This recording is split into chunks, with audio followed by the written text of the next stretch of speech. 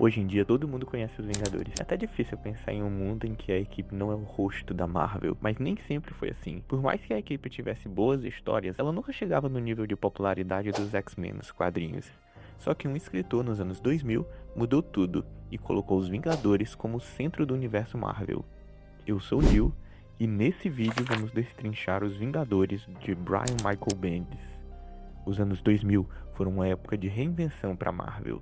De um lado, o universo Ultimate ganhava força, trazendo uma nova versão dos heróis, com os Supremos no lugar dos Vingadores tradicionais. Mas por outro lado, o universo tradicional não ficava para trás. O título passava por uma severa mudança. Primeiro que o Bendis acertaria as pontas soltas da fase anterior, com o arco Vingadores à Queda.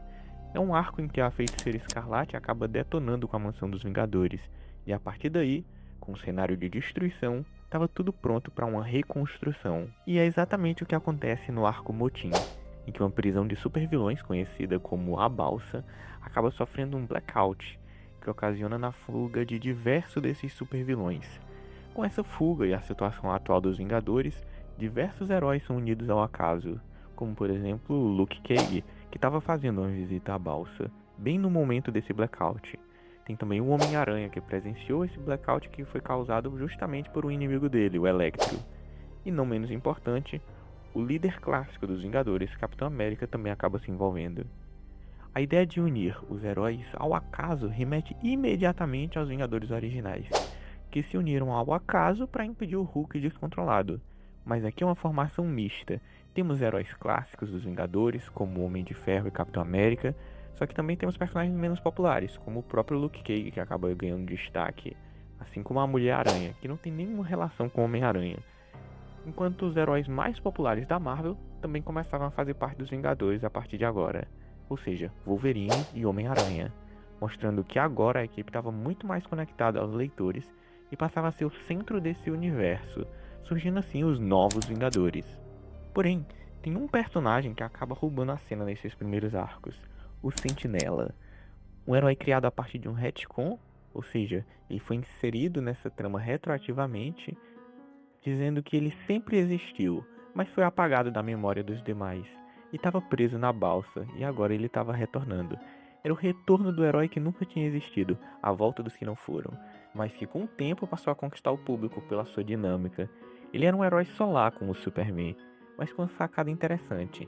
Ele possuía distúrbios mentais, sendo ele mesmo o seu próprio inimigo, possuindo uma contraparte maligna chamada de Vácuo.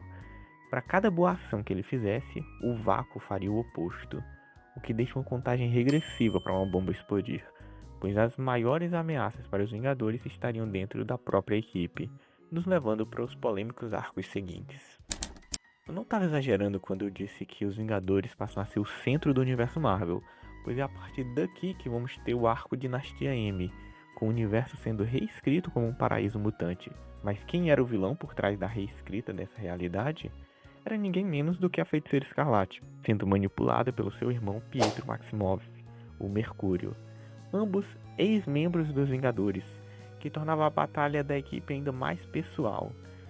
O final dessa saga acaba reescrevendo completamente a realidade da Marvel com uma simples frase: chega de mutantes. A Feiticeira extermina quase toda a mutandade, restando apenas pouco mais de uma centena de mutantes, fazendo então o título dos X-Men passar por um momento difícil naquele período. Então fica claro, a Marvel Comics esfrega na cara dos leitores que os Vingadores dos anos 2000 passam a ser sua principal equipe. Alguns podem apontar que é um prenúncio para o que o cinema vinha fazendo, mas não vou me aprofundar nisso nesse vídeo. Como se não bastasse, logo em seguida, um grupo de heróis chamados de Novos Guerreiros acaba ocasionando um acidente em uma escola que gera a morte de inúmeras pessoas. Foi a gota d'água para o governo propor uma lei de registro de super-heróis. Todos deveriam ter suas identidades secretas reveladas para o governo, o que leva a uma cisão. De um lado, Homem de Ferro, que apoia essa proposta, e do outro, Capitão América, como líder de uma resistência. Por mais que essa polêmica saga da Guerra Civil não tenha sido escrita pelo Bendis e sim pelo Mark Millar, ela trouxe uma grande consequência para os Vingadores, dividindo a equipe. O título dos Novos Vingadores, liderados pelo Capitão América, mostrava esses heróis foragidos, com a equipe sendo composta por Luke Cage, Mulher-Aranha, Wolverine, Homem-Aranha enquanto um título chamado de Poderosos Vingadores era liderado pelo Homem de Ferro, com a presença de medalhões de peso pesado, como a Capitã Marvel e o Sentinela na linha de frente. Eu, pessoalmente, preferia o título dos Novos Vingadores durante esse período, que tinham personagens bem mais carismáticos. E essa divisão de títulos era o anúncio para um momento sombrio que viria a seguir, a invasão secreta. Mas há algo que eu preciso destacar antes disso, uma outra grande adição do Bendis para a mitologia dos Vingadores, os Illuminati. Não, eu não tô falando da organização secreta que domina o nosso mundo por baixo dos panos. Isso é assunto para um outro vídeo. Os Illuminati da Marvel são outra história. O Bendis cria um retcon essencial para essa história, pois após os eventos de uma guerra intergaláctica entre os Kree e os Skrulls, os heróis da Terra decidem formar uma organização secreta estratégica, formada por Homem de Ferro, Namor, Reed Richards, Doutor Estranho, Professor Xavier e Raio Negro, algumas das maiores mentes daquele universo, sendo contraposto pela figura do Pantera Negra, que acredita que essa organização era fadada a um destino sombrio por tentar deixar o destino da Terra oculto na mão de super-seres. Dito e feito, as ações dos Illuminati são um catalisador durante uma missão no planeta dos Skrulls para que esses alienígenas tenham acesso à genética dos super-seres e elaborem a invasão secreta. Então, os grandes vilões dessa saga são os Skrulls, os clássicos inimigos do Quarteto Fantástico, que são esses alienígenas transmorfos infiltrados na Terra há muito tempo, o que ajuda a reforçar mais uma vez a figura dos Vingadores como ponto central do universo Marvel nos anos 2000.